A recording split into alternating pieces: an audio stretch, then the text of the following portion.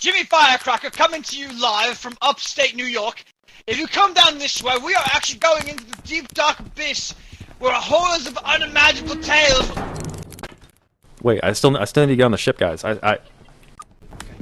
as you can see now, we are now approaching what seems to be an ancient civilization owned by the Incas.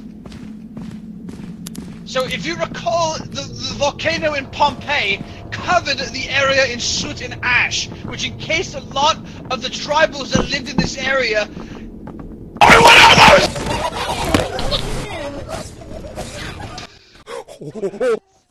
Man. Due to our cameraman succumbing to his wounds from the animated man that stands before me. So as you can see here, the biology of this creature is very uncertain. It's very terrifying as well.